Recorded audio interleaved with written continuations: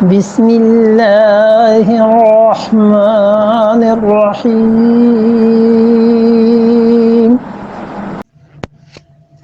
وقال لهم نبيهم إن الله قد بعث لكم طالوت ملكا قالوا أنى يكون له الملك علينا ونحن أحق بالملك منه ولم يؤت ساعة من المال قال إن الله اصطفاه عليكم وزاده بسطة في العلم والجسم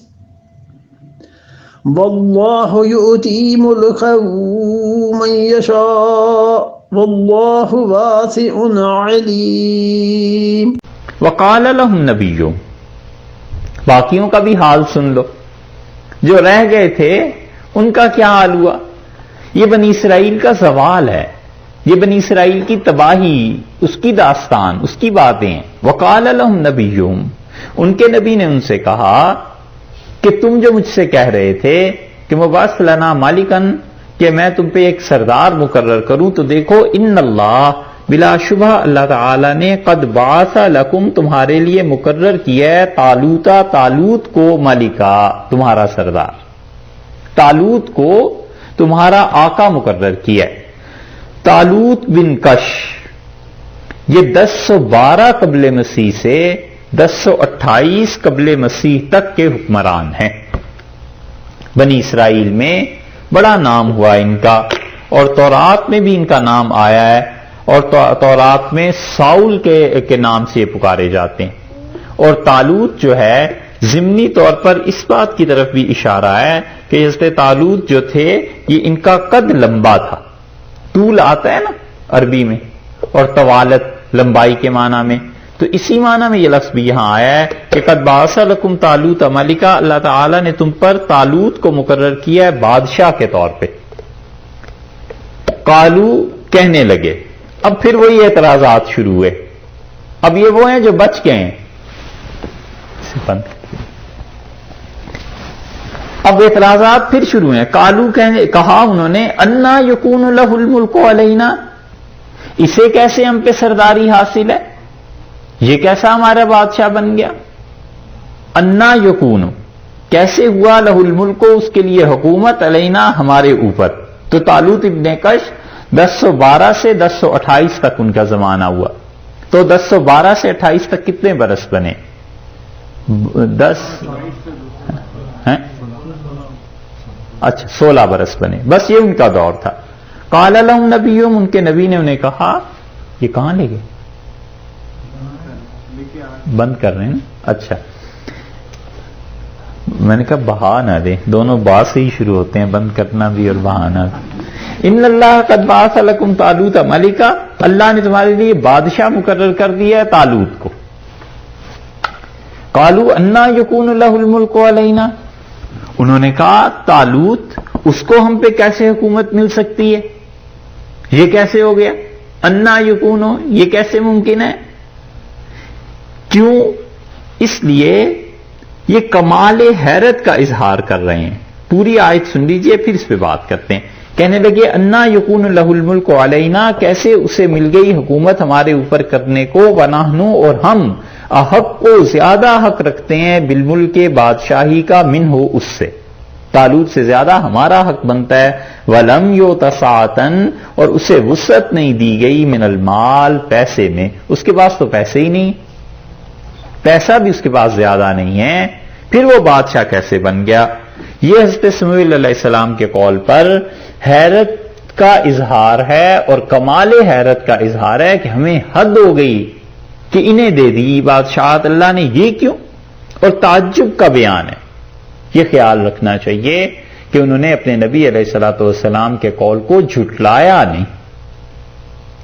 بعض لوگوں نے ذرا سی بے احتیاطی کر دی کہ انہوں نے اپنے نبی کے قول کو جھٹلایا، اگر جھٹلاتے تو کافر ہو جاتے۔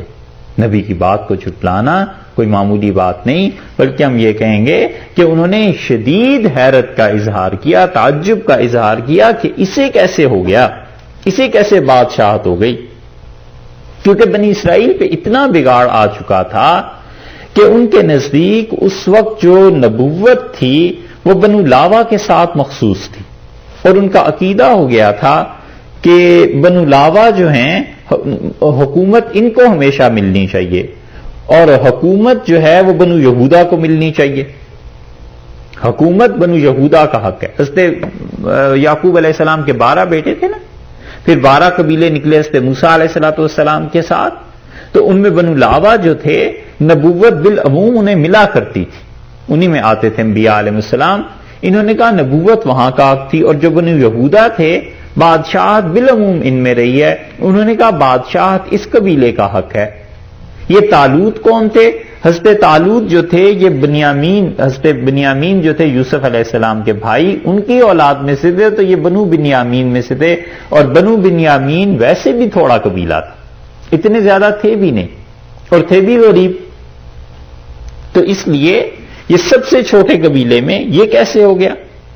یہ اسی طرح ہے جیسے ہندو ہوتے تو کیا کہتے یا تو برہمن کو ملتی یا چھتری کو ملتی، کھتری کو ہیں، چھتری کو، اچھا جس کو بھی ملے وہ کہتے یہ اسے ملتی یا اسے ملتی، اور یہ شخص تو ویش کے درجے کا بھی نہیں، ساہوکار بھی نہیں، مہاجن بھی نہیں، اسے کیسے حکومت مل گئی؟ یوں ہی کہتے ہیں نا، یہ ہے چیز۔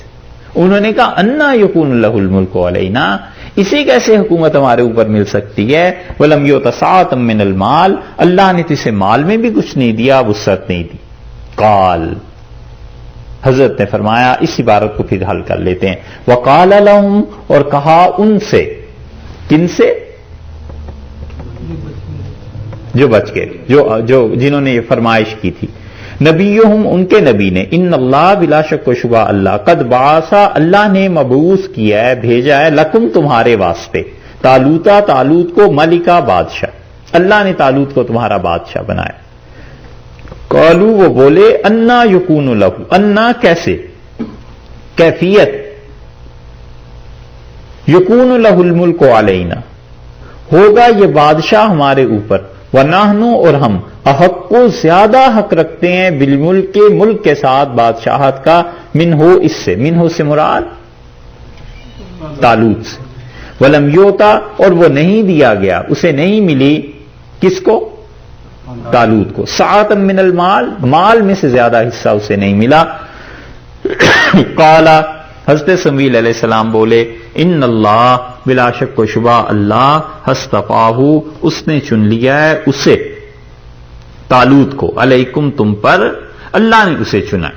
یہ اس اعتراض کا پہلا جواب ہوا کہ جو تم کہہ رہے تھے کہ ایک بادشاہ تمہارا مقرر ہونا چاہیے، تو یہ بادشاہ اللہ نے اسے چن لیا ہے، اللہ نے اسے بھیجا ہے، مبعوث کر دیا ہے، اب اعتراض کا حق کوئی نہیں ہے، تمہیں اسے ماننا ہی۔ ایک بات، اور دوسری دلیل تم نے جو دی ہے کہ اسے مال نہیں ملا، دیکھو وزادہ، اور اسے اس سے زیادتی دی ہے، اس کو اضافہ دیا ہے، بسطتن، اس کو کشادہ رکھا ہے اللہ نے، اسے اللہ نے کیا دی ہے؟ بساط دی ہے، اللہ نے وسعت دی ہے، مال میں تو نہیں، لیکن فی العلم، علم میں، جس کا تعلق ہے جہاد کے ساتھ، فوج کے ساتھ، لڑائی کے ساتھ، والجسم، اور جسم میں بھی خدا نے اسے بساط دی ہے، ایک تو جسم اس کا مضبوط ہے، دست بدست جب لڑائی ہونی ہے، قد اس کا بڑا ہے، صحت اس کی اچھی ہے، اور ان سب چیزوں کے ساتھ ساتھ لڑانے کا علم بھی وہ جانتا ہے، تو علم اور جسم، اس دونوں چیزوں میں وہ تم سے بڑھا ہوا ہے، اللہ نے بادشاہت اسے دی۔ یہاں پر علم کے لفظ کا اطلاق اللہ تعالی نے وحی پہ نہیں کیا، یہاں پر علم کا لفظ لائے ہیں اللہ اس مقصد کے لیے کہ اس آدمی کو فوج کے لڑانے میں مہارت حاصل ہے، اور یہ دلیل ہے ان لوگوں کی جو کہتے ہیں کہ علم صرف کتاب و سنت کے ساتھ مخصوص نہیں ہے، بلکہ کوئی بھی آدمی جس فیلڈ میں ماہر ہے، اگر وہ اپنے فیلڈ کو اللہ کے لیے استعمال کرتا ہے تو اس کا وہی جو ہنر ہے وہ علم بھی کہلائے گا، اور وہی اسے اللہ تک پہنچانے میں بھی مددگار ثابت ہو۔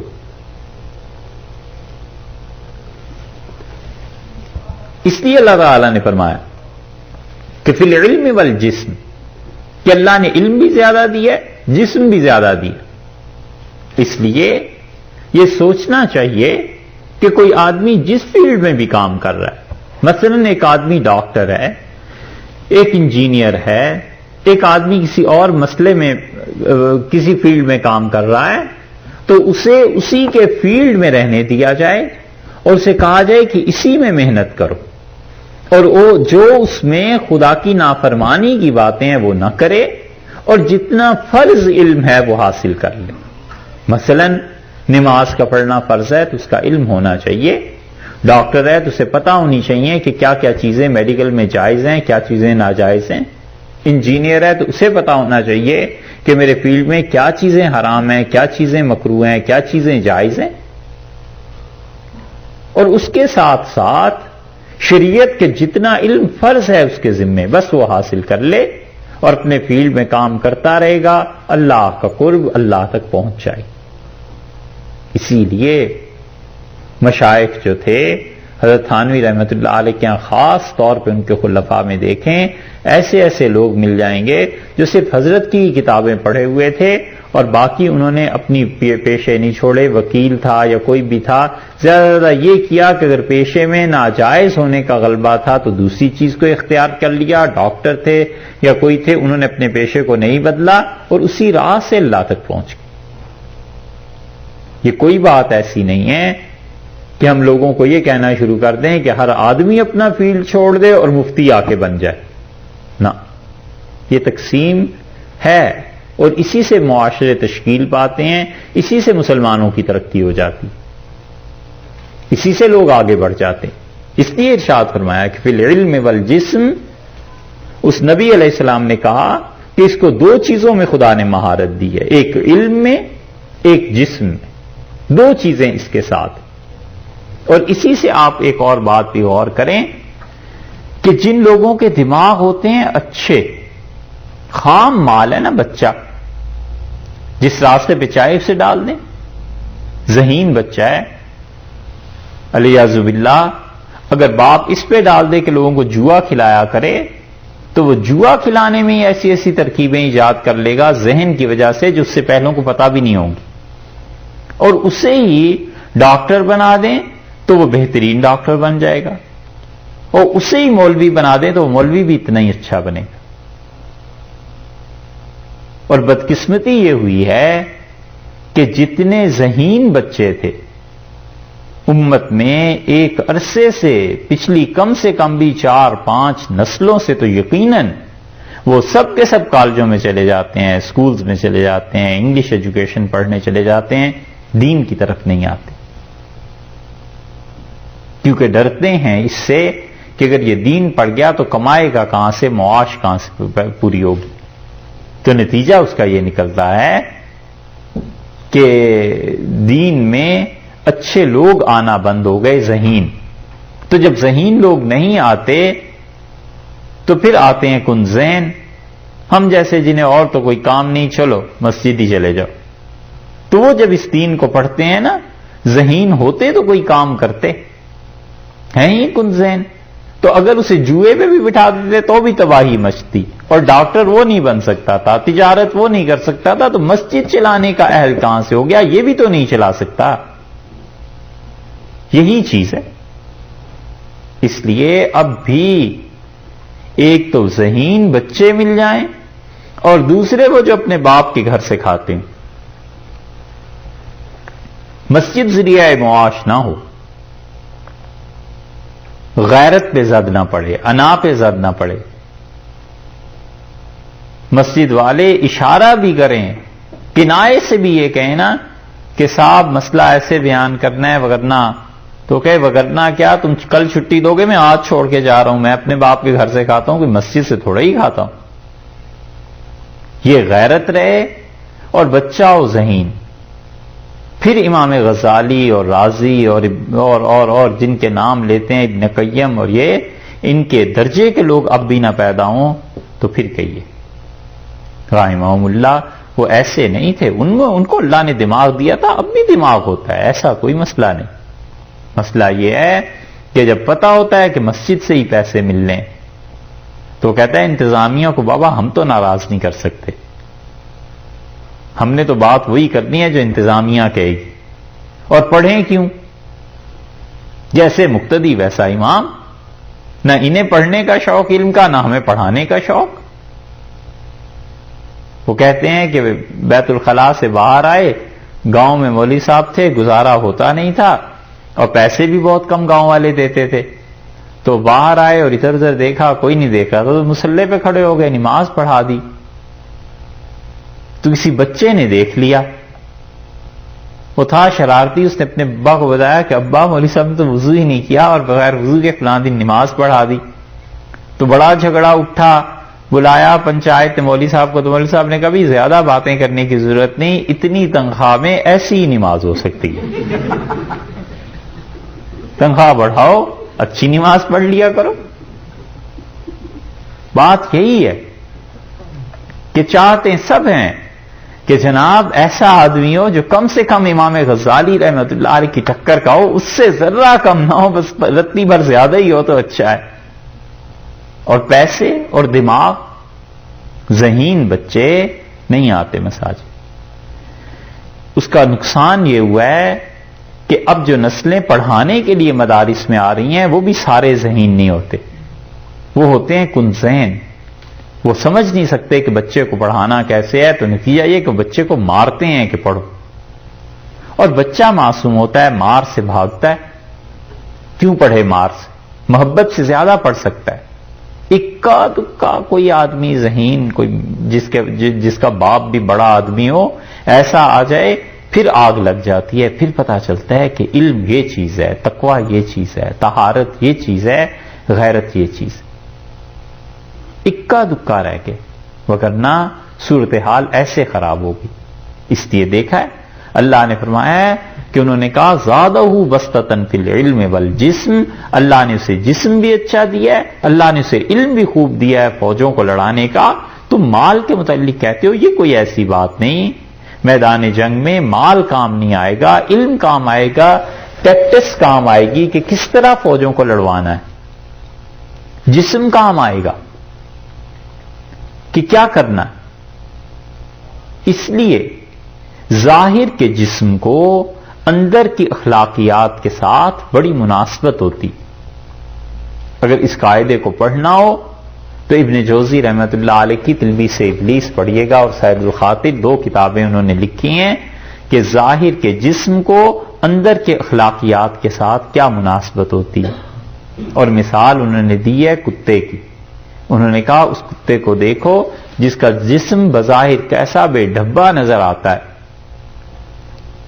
اسی لیے ذرا سا پتھر اٹھاؤ تو کیسے بھاگتا ہے. اور اس کے مقابلے میں اس کتے کو دیکھو جو بالکل سلم ہوتا ہے اور ہڈیاں تک نظر آ رہی ہوتی ہیں، اس کی روح دیکھو کہ بے قرار ہوتا ہے، مالک چھوڑے اور جا کر وہ جھپٹے شکار. اور اس پہ بڑی تفصیل انہوں نے لکھی ہے، اب تو کچھ کہہ نہیں سکتے. بسطۃ فی العلم والجسم. انہوں نے کہا اللہ نے اسے علم بھی دیا ہے، جسم بھی دیا ہے. اور تیسری بات واللہ یؤتی ملکہ، اور اللہ دیتا ہے اپنی سلطنت من یشاء جس کو چاہتا ہے. ملکہ، اللہ اپنا ملک دیتا ہے. اس سے معلوم ہوا کہ بادشاہت اللہ کے قبضے میں، حقیقتاً وہ دیتا ہے. اور کس کو دیتا ہے؟ من یشاء، جسے وہ چاہتا ہے. واللہ واسع، اور اللہ تعالی بڑی وسعت والا ہے، حکمرانیاں دیتا ہے تاکہ آزمائے قوموں کو کہ قومیں اس کی اطاعت کرتی ہیں یا قومیں اس کی نافرمانی کرتی ہیں. علیم، اور علم والا ہے اللہ، اسے خوب معلوم ہے کہ کون سی قوم اہل ہے جو حکمرانی کر سکتی ہے. اس حکمرانی کے سلسلے میں صرف ایک بات کہتے ہیں پھر آگے چلتے ہیں. ہمیشہ یاد رکھیے خالص کفر جس چیز کا نام ہے وہ مٹ گیا.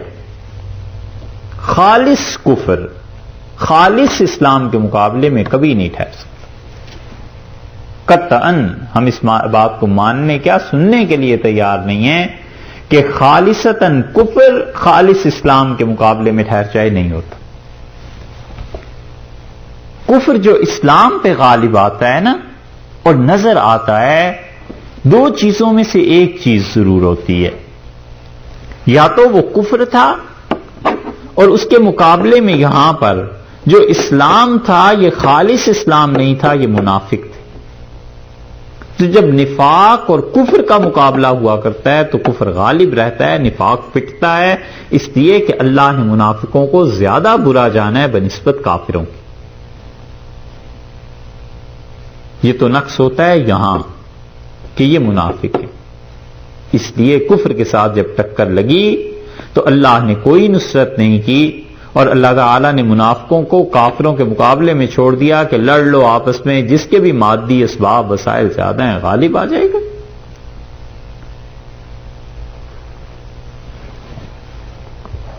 اور دوسری چیز یہ پیش آتی ہے کہ کفر کے ساتھ کبھی کبھی کوئی ایسی علت، کوئی ایسی چیز اچھائی کی لگی ہوئی ہوتی ہے جس کو خدا ختم نہیں کرتا، اور وہ چیز اس کے مقابلے میں مسلمان ہو تو ان میں نہیں ہوتی۔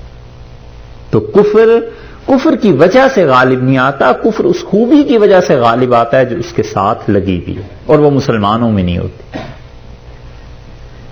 اس لیے کافر جب دنیا کو نفع پہنچانے والا ہو تو پھر وہ نہیں پٹتا، جب تک کہ مسلمان اس کے مقابلے میں یہ صفت نہ اپنا لیں، کیونکہ اصل میں تو مسلمان ایسی قوم تھے نا جنہوں نے دنیا کو نفع پہنچانا تھا، مسلمان ایسی قوم تھے جن کی وجہ سے راحت ملنی تھی، مسلمان ایسی قوم تھے جن کی وجہ سے معاشرے کو امن ملنا تھا، مسلمان ایسی قوم تھے جن کی وجہ سے انسانوں کو غذا خوراک کھانے کو ملنا تھا، مسلمان ایسی قوم تھے جن کی وجہ سے علم کو ترقی کرنی تھی۔ 20 وجوہات ہیں، یہ مسلمانوں نے چھوڑ دی، کافروں نے اپنا لی۔ کافر انہی چیزوں میں سے کسی چیز کی وجہ سے کفر اسلام پر غالب آ جائے گا بظاہر، وگرنہ کوئی صورت نہیں ہے کہ کفر اسلام پہ غالب آئے۔ اللہ نے کہا تھا ان الباطل کان زہوقا، اور باطل مٹ گیا، ختم ہو گیا۔ سورہ رعد میں اللہ نے ایک قانون کو بیان کیا ہے، دیکھیے وہ جگہ 13ویں پارے میں۔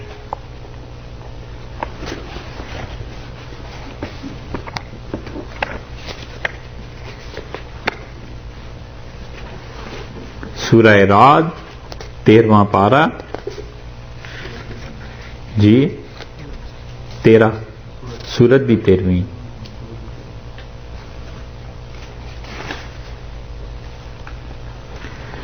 اور آیت نمبر دیکھیے 16۔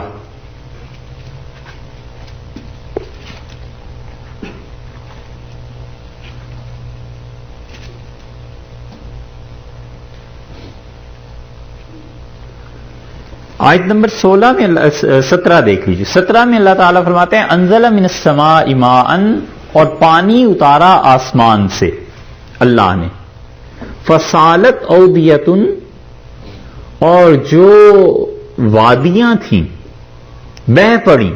جب بارش ہوتی ہے تو وادی میں پانی جمع ہو جاتا ہے نا، ندی نالے بہنے لگتے ہیں۔